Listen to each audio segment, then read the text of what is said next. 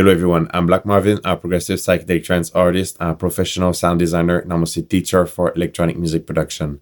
Today, my favorite synth got an update. Faceplant is now at version 2.1.1. There's a couple new features. It's not a major update, but there's some really sweet stuff there.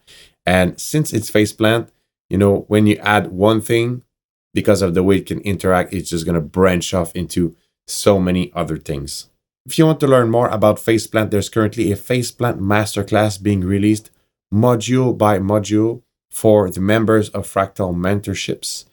Right now, module 1 is available. It's about the signal and workflow inside Faceplant, and module 2 will drop this week. This is available in the video vault and alongside all the regular features of Fractal mentorships, which are private lessons, group lessons, direct support and feedback, mixing and mastering. If you want more information, the link is in the description. You can check that out. Maybe it's a fit for you, maybe it's not. If you're not already subscribed, it's a good idea to subscribe so you won't miss all the updates overview for Faceplant. Anytime there's something new in Faceplant or the Kilohertz ecosystem, I make a video about it, and I also have a couple of other synths and tools as well that I follow closely, and I'll always make sure to showcase what's new and how you can use it in your sound design. And now let's dive into Faceplant 2.1.1. So we are inside Faceplant, and I got a couple things to show from this update. And I'd say the very first thing is when you hover your mouse here, there's some GUI improvement. So you can see that there's this animation, which I think is really cool. You also have this animation on the modulators and of course, the effects as well. And also another thing, if you link in modulation, you're also going to have this little animation on that connecting line, which I think is really cool. Now, still in the GUI improvement theme, we have the ladder filter now that has been updated. Well, the GUI has been updated. There's no new features, but it really makes sense that they made it that way. Now it looks like all the kilohertz filters and especially the nonlinear filter. Since this one is a filter that has built-in saturation, you can see just that the filter shape slightly changed just whenever we introduce saturation here. And of course, as the more drive we put, we can see that there's some action here. So I think it's nice to see like visually what's happening. And there's the resonances there as always. It's just nice to see like the relationship of all the elements of the filter that change. So hopefully it's gonna help some people grasp a bit more what the ladder filter is about. It's a much more colored filter when it comes to saturation, just like the filter color. This one this is the cleanest representation of a filter inside Faceplant, and there's it cuts frequency. There's nothing added. While when you work with ladder filter and nonlinear filter too, when you work with these, there's stuff that is being added. You can see that by default it comes in transistor mode, and if you engage diode mode, obviously it's switched to diode, but you can see the difference in behavior and frequency response between the transistor mode and the diode mode.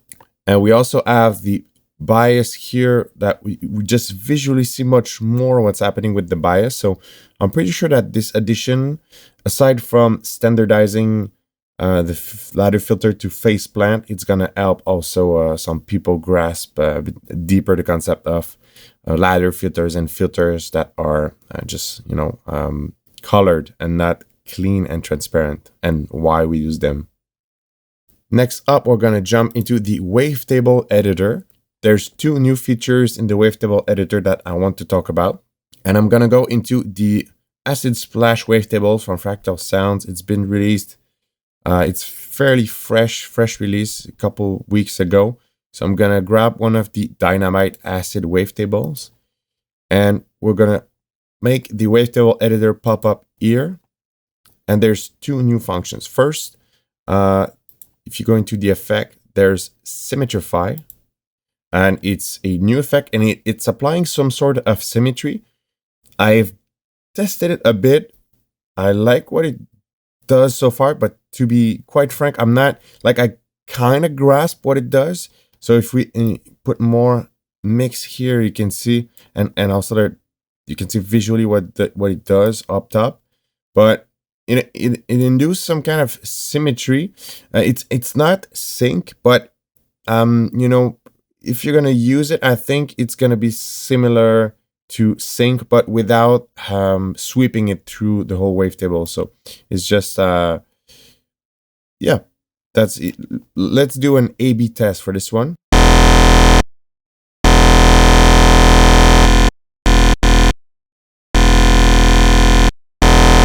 I definitely need to use it more in like wavetable creation context, but so far it seems to be a good effect to clean some wavetable. So sometimes if you end up with something that is very harsh, Symmetrify so far looks to be a very good way to turn this into a bit of a cleaner wavetable. Now the next feature is Fix Seam, but for this one I'll have to use something that it's not a finished wavetable. So although the acid splash wavetables are really cool, but we need to, you know, it's a fix, so it's meant to be applied in wavetable creation context, and it's made to be fixing something. So let's find something to fix. Okay, so I'm thinking this stab, which is available in the black box free pack at Fractal Sounds. The link is in the description. I needed just a short one-shot sample, so that's why I picked it in this bank. But let's drag this over here. Gonna make done here. So I have this one shot right now, and it sounds like this raw.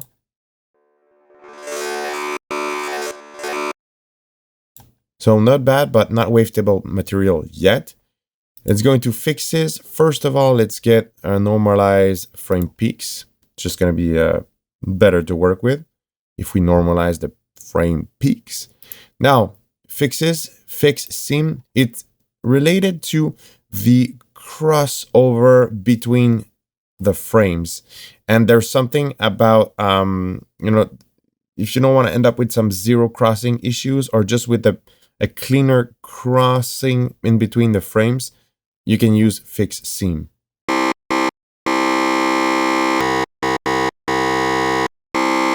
It's really working on in everything that is in between the wavetable. So it's going to be very useful because this is the wavetable editor I use to create my own wavetables. So I like that a lot. So yeah, I felt it was needed. I don't remember if I actually made a request or they just read my mind, like they do so very often.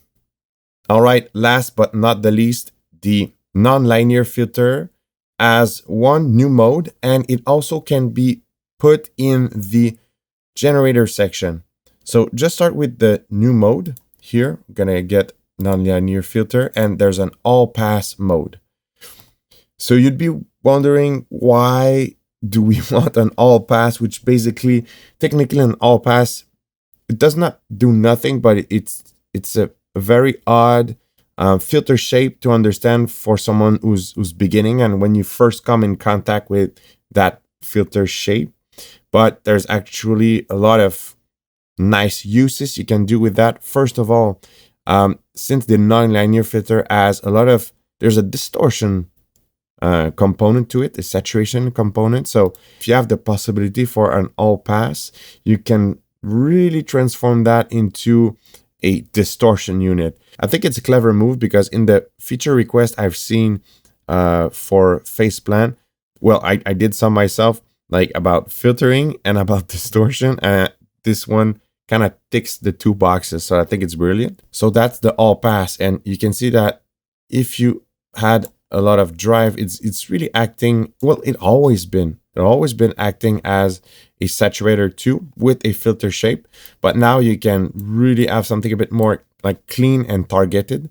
So let's try this one for fun. For this one, I actually went into the Prophecy analog style wavetables because I wanted to work with a saw wave, something more, less growly, just a bit more classic and pure. So let's drive in some nonlinear filter in all pass mode on this saw wavetable. So first, that's how it sounds. And with the all pass.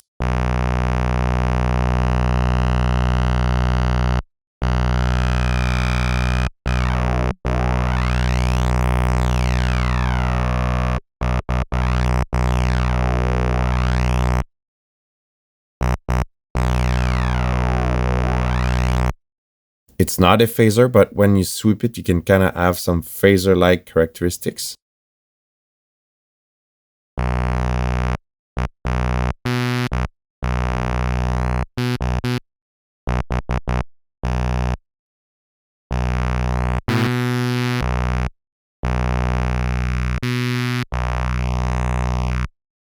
Oh man, this is going to be a lot of fun because you can see even from the saturated and tubular, the difference is just behave differently. So once again, I think it's very important, like the GUI, the way it acts, the way it shows you how the filtering and actually the harmonic distortion is going on. That's really useful. It sounds like this one is adding a bit more, well, it's adding a bit warmth, and I like what it does to, it's a nice combination with that wavetable. Now, even cooler, you can bring it here. So non-linear filter, you can just have it here. And of course, you can have it now in all pass mode. So that's really nice. Like this, it's basically, you can now print some saturation. You could do that in the past, but you were pretty much limited with the distortion modes, which are fine, but they're cool. But now it's just basically you have more filtering access directly to the generator. Hopefully you get how cool this is. If you want to know more, like I mentioned in the intro, I'm doing a faceplant masterclass, and this is going to get covered on a very deep level. But yeah, basically we can individually now print.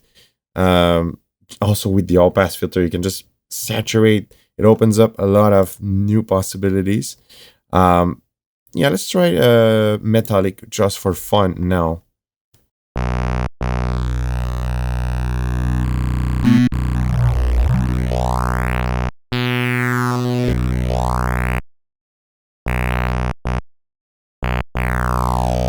That's so cool. It's just it's like a, that was actually missing inside faceplant, that these filter shapes there.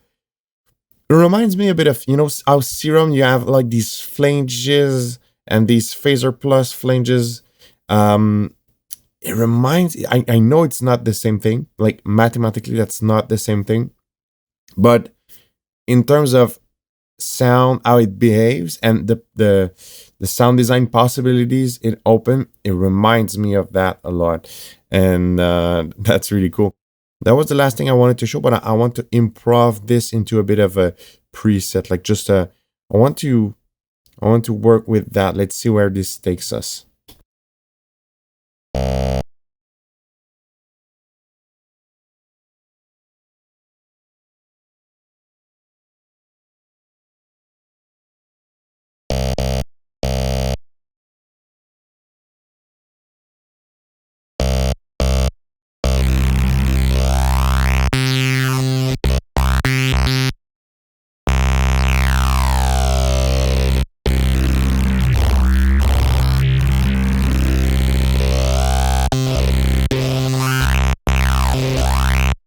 There's some really crunchy moments here. And also, by the way, if you end up like, when it's here, it's a bit like less clean. It's just too intense. But don't forget, now, well, you can always filter or just have an active shape of nonlinear filter to here to kind of clean it and drive it a bit more. And that's, yeah, even more possibilities open now.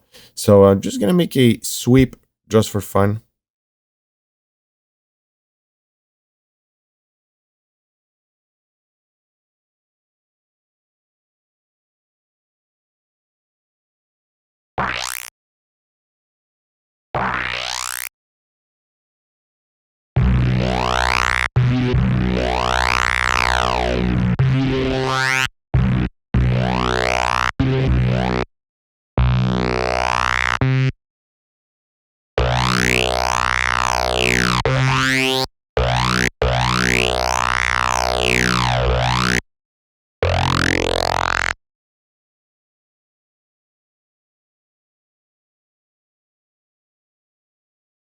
Gonna bring a delay, random delay pattern here. And let's see how it sounds with the delay and the sweep.